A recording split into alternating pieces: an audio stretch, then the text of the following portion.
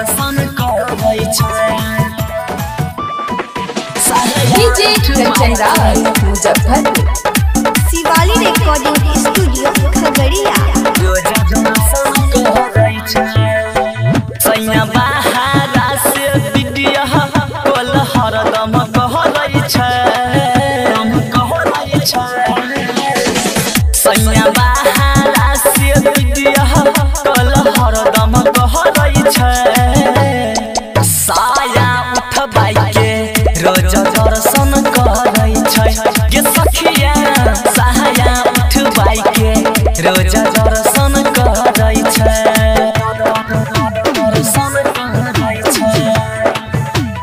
साया उठबाई डीजे कंचन राज मुजफ्फरपुर रोज दर्शन करै छै जब जब बात करै पी के शराब गे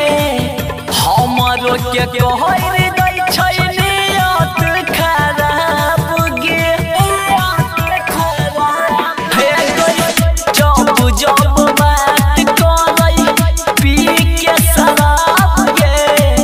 हमरो के कहै दै छै नियत खराब गे गाँव में अबैले खातिर दन दन करै छै गाँव में आबैले खातिर दन दन कहै छै साया उठबाई के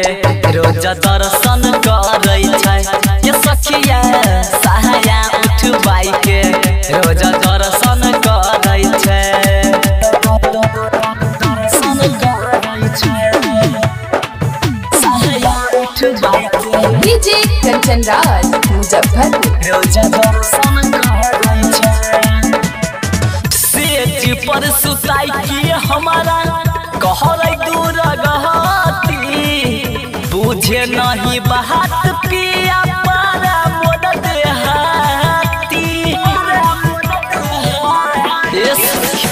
सेज पर सुताई की हमारा कहरै दूर गहती बुझे नहीं बात पिया पारा मोद देहाती राइटर चंचल यारियन जबरन करै छै राइटर चंचल यारियन जबरन कहै छै साया उठबाई के रोज दर्शन करै छै के सखिया